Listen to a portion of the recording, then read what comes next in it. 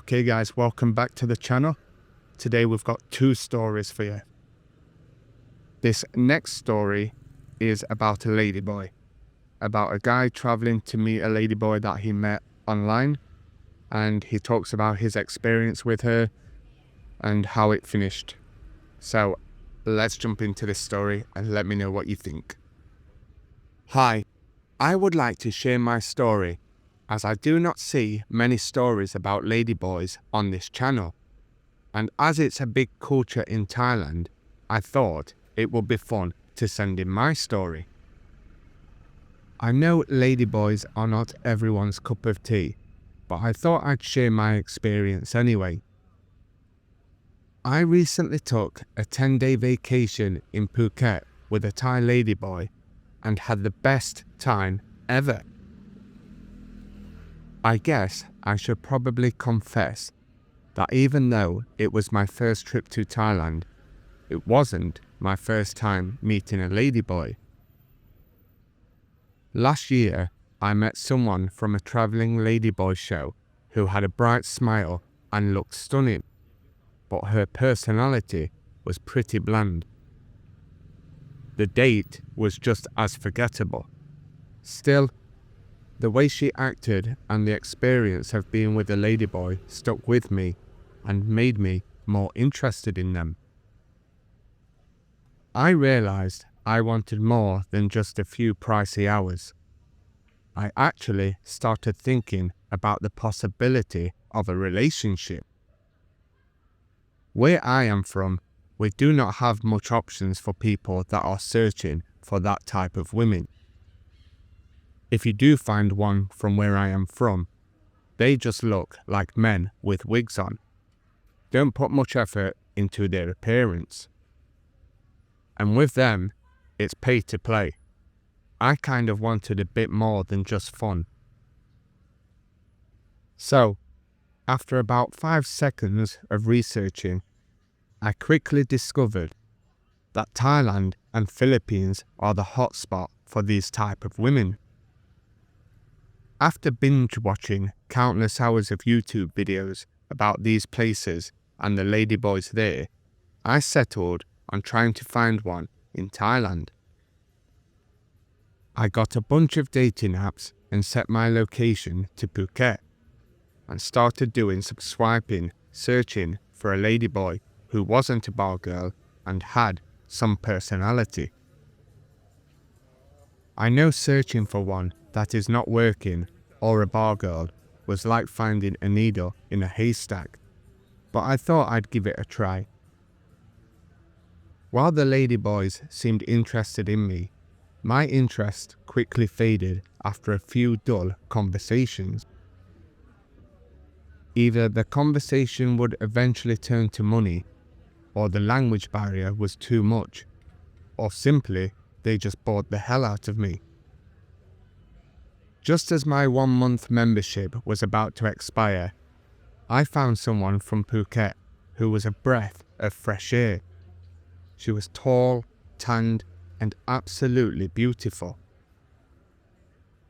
Luckily for me, I swiped right and she had already swiped on me, so we matched instantly.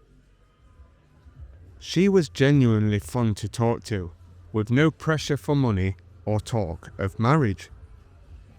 She had normal photos on her profile, nothing that showed me she was in any type of night work.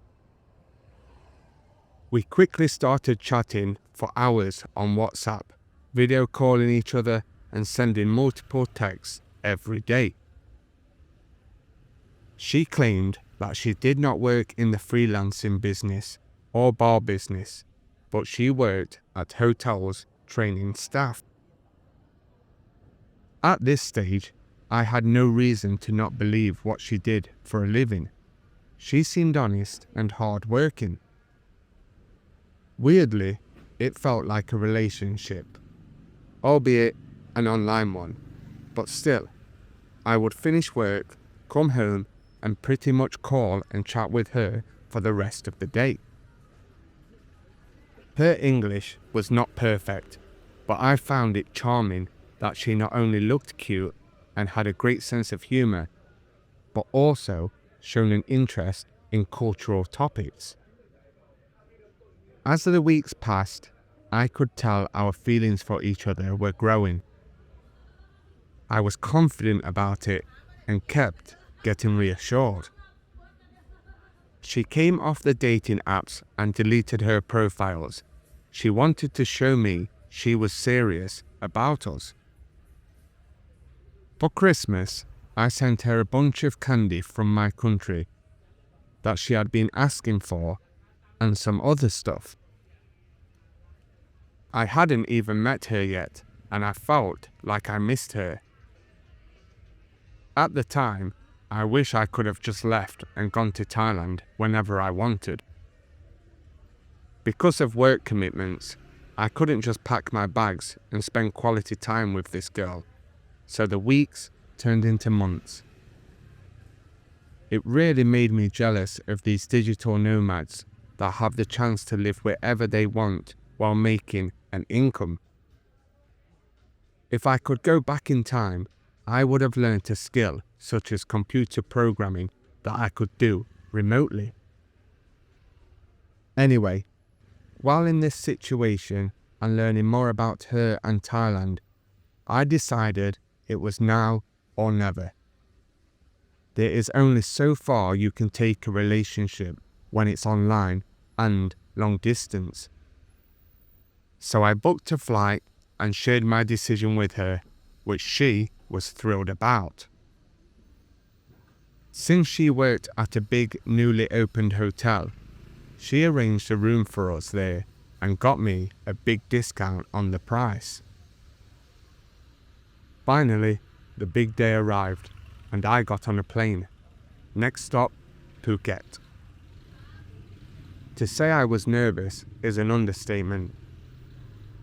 During the whole trip, my mind was full of what could go wrong rather than what could go right. As soon as I stepped out of the airport, the first thing I noticed was the humid heat. Next came a swarm of eager taxi drivers. But then, a stunning ladyboy caught my eye, smiling at me. I had finally arrived. She came running up to me, gave me a big hug, and kissed me. Surprisingly, I did not really care if people were looking at me with a ladyboy. I thought it would bother me, but I guess guys that have been in Thailand a long time are used to seeing this kind of stuff. We did get a lot of stares in the airport, but who cares? I was happy, as was she, and that is all that mattered. In the hours that followed, driving back to the hotel, strolling hand in hand along the beach, meeting her friends, who I felt were showing me off like a trophy, and sharing kisses, I couldn't help but admire her beauty. I know people like her are not for everyone, but to me, she was absolutely perfect. Everything about her I loved, from her beautiful looks to her outgoing and bubbly personality. Before coming to Thailand, I had bought a small silver necklace, nothing too expensive or fancy, just a little something to show my appreciation, which I gave her that night. The next day, we spent most of our time exploring her small, quiet beach town. As a gentleman, I paid for our meals and drinks, but she insisted on treating me to my first Thai meal, which was some spicy salad that almost burnt my mouth off. It turns out she was quite popular in her town, so we attracted a lot of curious and surprised looks as we walked by, laughing and holding hands. I wasn't the slightest bit embarrassed to be seen with a ladyboy. Instead, I felt proud to have such a gorgeous person by my side. She was also not shy to show me affection in public. We originally connected really good. On our third day, we rented a motorbike and rode to Patong. We started by wandering around the mall, and later, when night fell, she took me to Bangla Road and introduced me to a few of the bars where we enjoyed a drink together. Bangla Road is a crazy place, especially for first-time newbies like myself. Going there as a single man and no woman on your arm must be heaven. There are bars and girls everywhere. It's pretty insane. It's jam-packed with people though. For some reason, I saw a lot of families on there as well, with strollers, which I thought was a bit strange. The next few days flew by in a blur. We explored the island's beaches, visited a local temple and market, spent time with her friends, and took a motorbike day trip to see the big Buddha of Phuket and Wat Chalang. Unlike a lot of stories I've read, I was not asked to pay for her friends when we went out to eat together. And thanks to her understanding boss, she had 10 days off from work, allowing us to spend every moment together. The only time we were apart was for about 3/4 of an hour each day when she would visit the beauty salon. On our last day, we headed back to Patong to catch a show. As a farewell gift, I bought her a new pair of high heels. She would never let me spoil her, so I really had to force her to allow me to buy them for her. I could see she had her eye on them and really wanted them, so I thought that's the least I could do after an amazing trip together. When we returned to the hotel, she surprised me with a set of 3 stylish shirts she had bought with her own money. After we had gave each other farewell gifts, it was time to head back to the airport so I could get my flight home. I really did not want to leave. In the taxi on the way there, we was both holding each other tight, knowing this is going to be the last moments together.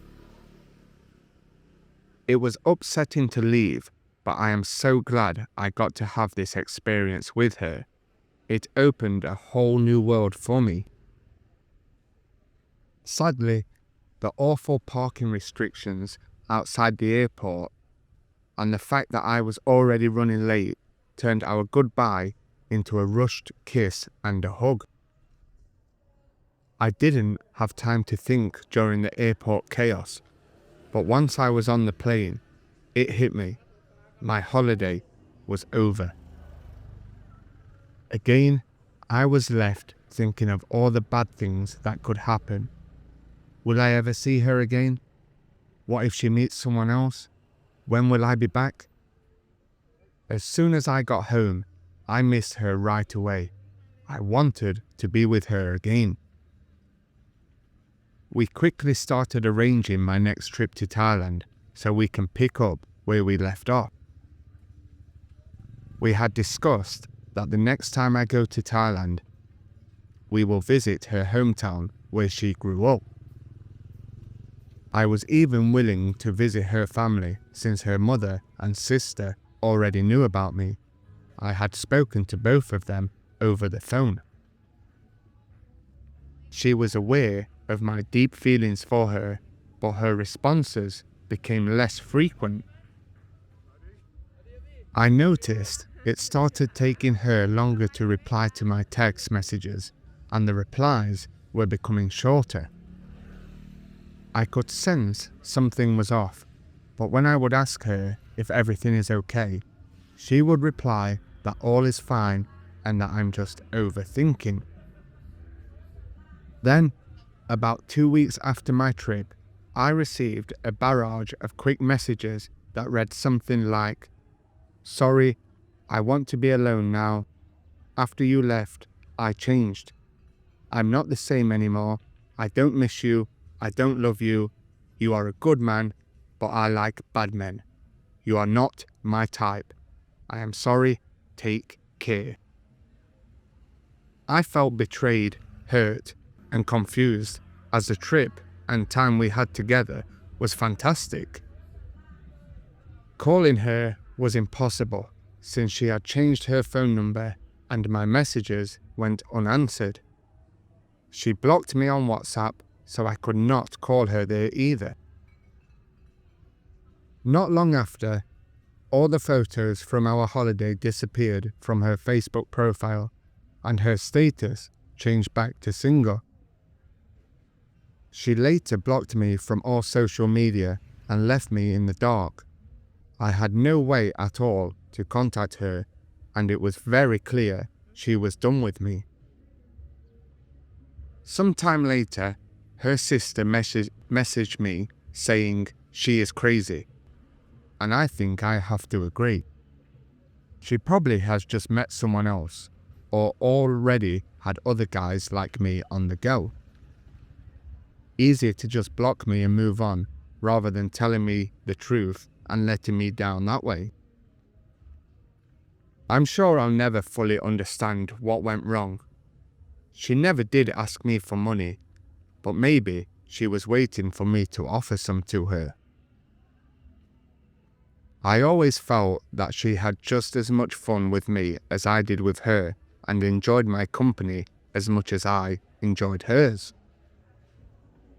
While I was with her, she never showed signs that she was disappointed with me or anything like that. She always seemed to be having fun like I was. She never seemed bored or fed up with any of our dates.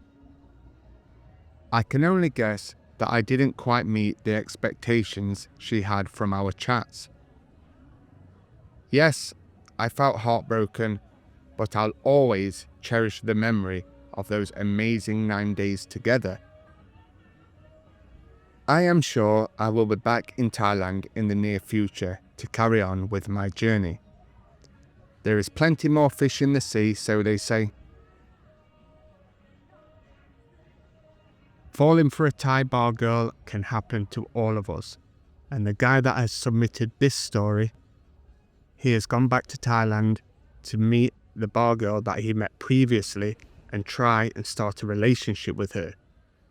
But as you all probably know, having a relationship with a bar girl can be extremely difficult. So let's jump into his story and see what he's got to say. Hi guys, I've been following this channel for a while, and it has been very good to get information from the commenters.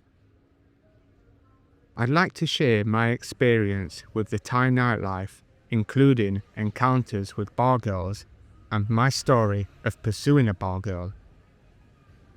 I'm currently in Phuket for a month, and I came back specifically to see this girl. Although I'd like to think my story isn't like many of the others shared on this channel, I'm still reaching out for any advice or comments. I've been to Thailand a few times before for stag nights, as many do, and have had my share of experiences with what Thailand offers. I quickly fell in love with the country, the people, and, of course, the beautiful girls. This story begins with my last trip to Phuket. I visited with a few friends and we hit up Bangla Road for some fun. The first night it was raining, so we didn't make it out until midnight. One great thing about Phuket is that some of the bars stay open late, sometimes until 4 AM, which worked in our favour. We explored several places, but nobody really caught our eye until we found a bar we liked. As soon as we walked in, girls began to approach us and everyone settled in.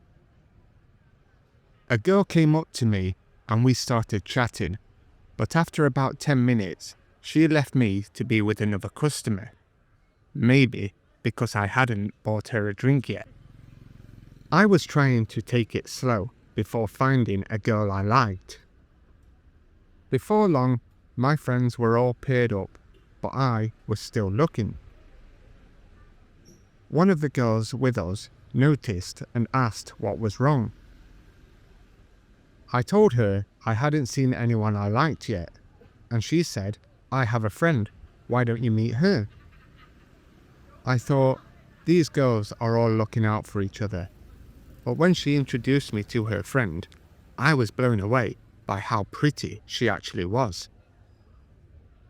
It was strange that it was so late and she didn't have a customer, but she came over and introduced herself as Pan. We had the usual bargirl talk. Where are you from? How long you staying? And not before long, I was buying Pan drinks and we were having a great time. This was probably the most fun I'd had in a go-go bar, mainly because of Pan. I like to think she was genuinely attracted to me with the way she treated me, but of course, she was still working. Pan asked if I had a girlfriend, and I said no. I asked her back, and she said no boyfriend either. She started making gestures of putting a ring on my finger and laughed with her friend joining in. She'd look at me with a shy smile and then look away. Then came the twist. She wouldn't let me barfine her. No matter how much I wanted to, she dodged the question and just said, "Come back tomorrow." I realised this was all part of the game to get customers to return and spend more money. But money wasn't the issue for me. I just wanted to spend some time with her. Still, the girls have a choice and you have to respect that. So I left the bar with Pan asking me to come back the next day. The next morning, all I could think about was Pan. I didn't care about sightseeing or food. I just wanted the sun to go down so I could return to her bar. That night was even crazier, more expensive, and we stayed until 5 a.m. By the end of the night, one of Pan's friends was completely wasted and they had to get her home. No barfine again that night, but Pan and I exchanged line IDs and we started texting. I texted Pan the next day, telling her it was my last day. She told me to come and see her again and barfine her. On the third night, I went to her bar, paid the bar fine, and we went out to a club. It was raining and we got soaked on the way back to the hotel. It wasn't ideal, and when we got back, she seemed tired, and I'm not the type to push things, so we just ended up cuddling. The morning came and my flight was early. Even with her tired eyes, she was absolutely beautiful. She didn't ask me for money, which was nice, since nothing happened anyway.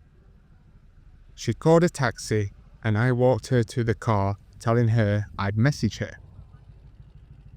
She smiled as she left, and my heart felt heavy. I've seen many beautiful Thai women, but none quite like her. I texted her afterward, thanking her for everything and saying I'd miss her. She replied, saying she had fun and missed me too. I thought that would be the end of it, but we kept texting. Since her English wasn't great, we texted in Thai and I used the translation apps. We exchanged messages daily. No calls, just texts in the morning and at night. We followed each other on social media and I started to get a glimpse into her life. Her posts weren't like you would think they are, but typical of bar girls, encouraging themselves to earn money, live their best life, and avoid falling in love. As I kept texting Pan every day, I could see the toll this life took on these girls. Getting drunk every day, dealing with men they're not often attracted to, and working late into the night. It's draining mentally, emotionally, and physically. I found myself in a strange situation developing feelings for Pan. It wasn't just her beauty. She was an older sister taking care of her younger sibling, sending her money because their father was in jail and their mother was out of the picture. Over the next few weeks, I got to know Pan even more. She spoke about her friends and they seemed close-knit.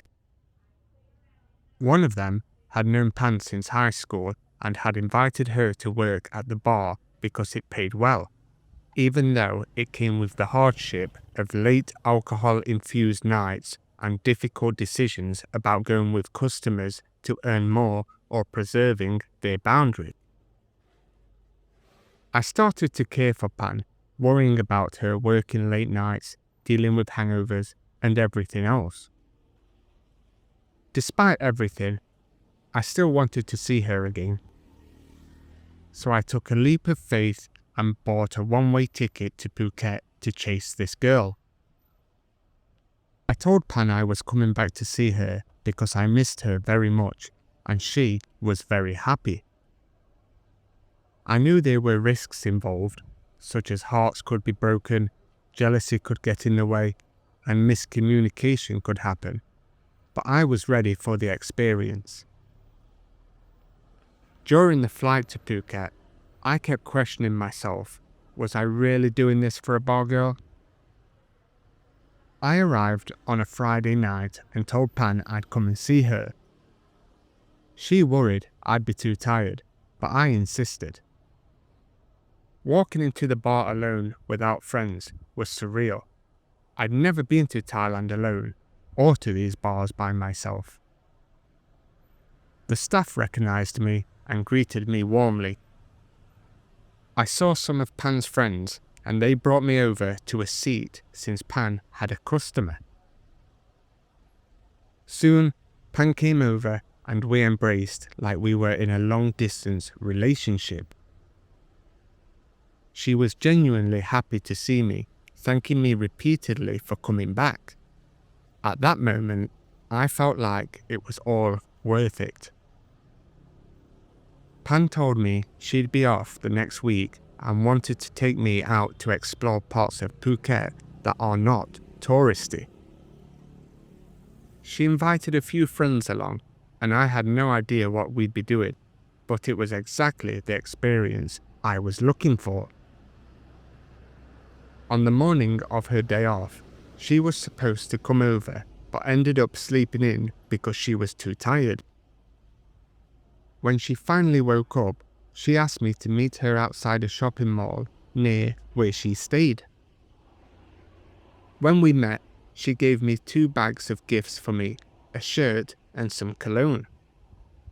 I was surprised, but I remembered how she and her friends had been eyeing up my shirt size the nights before. She had gone to buy me gifts and told me that it was what she wanted to do. We then went to dinner with her friends, and I paid, which I expected to. I'd heard it was important to spend time with a Thai girl and her friends, and that proved true. We then went to a local bar to see a famous Thai band. The Mama-san of Pan's bar was the one that got us in and opened a bottle. It was a local spot, filled with people I didn't know, but they were incredibly welcoming. Afterward, we went to another bar to close out the night. It was a happy atmosphere, full of food and drinks. We then took a taxi back to Pan's place, and her friend gave us a ride on his bike back to the hotel in the rain. I only paid for dinner, but everything else I did not pay. The Mama-san paid for the first bar, and Pan paid for the second bar. It was really such an experience. I continued to see Pan whenever I could, mostly on weekends, or sometimes during the week if I had time. She was always careful not to let me get too tired from seeing her.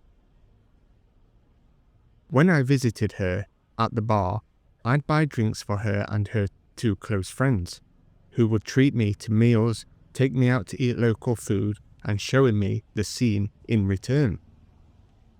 When I had no work the next day, Pan would come over and we would have our fun together. All in all, we were really enjoying each other's company. At the bar, Pan was protective, not wanting me to buy drinks for other girls. I have made it very clear I liked Pan, and her friends assured me she liked me back. They said Pan rarely went with customers unless she genuinely liked them. They also told me that Pan had recently ended a long-term relationship, which I verified through social media. Pan told me she didn't want to work in the bar anymore, and that it is really tough. She dislikes drinking every night, but she has to do it because of the money. I'm at a point where I could probably live comfortably in Thailand and possibly get a place and have Pan live there, but definitely no over-the-top spending. I also believe that she should get a job if she doesn't work at the bar, but I'm getting ahead of myself here. I am fully aware that dating a bar girl comes with its challenges. She seems to care for me, but I feel that she might not be ready for a serious relationship, nor myself. It has only been 2 months since we have known each other. I have to manage my feelings while also accepting and understanding her situation. For now, I have a few weeks left in Phuket, and Pan has made plans with me on her days off. She even offered to let me stay at her new place once my accommodation is up, as I don't have a return flight ticket yet. There are many signs that I think she likes me, but despite this, I still can't shake my jealousy. Wondering if she was being bar-fined by someone, or if all of this is just one big scam. We are not at a point that we openly talk about trust yet, or what we want in each other, as the most I can give her now is space and respect of what she is doing. But it's hard sometimes that if she doesn't text me back, my mind wanders. If I don't text her back, she would also push on and try to get a response from me. From my time spent with her, the bar girl life is what is really taking a toll on her. One of the recent nights I came to see her, she was talking to the mama-san to change her role to not being able to be bar-fined. I think if that happens, I would feel a bit better, as I don't mind her drinking with customers. Well, it's definitely not easy, but it has been a really fun time with Pan, as well as her friends. They all are genuinely a great bunch of people, very different from the horror stories of those girls with sick buffaloes or with children they have back home. These girls are younger and have less baggage and are all looking for a genuine person. At least the girls I know are. But still, not knowing what happens in the bar when I'm not there drives me crazy. It's only natural with a job like that. I've seen Pan and how she is. She genuinely likes me, but I guess there is a battle that I am fighting with myself of not overthinking and being jealous and just seeing how this rolls out. If anything I've taken from the other stories, it is the overprotectiveness and the white knight to take the girl out of the bar that usually ruins a whole relationship. I guess if I can accept that this is what Pan does and be supportive of that, maybe there might be a chance for us.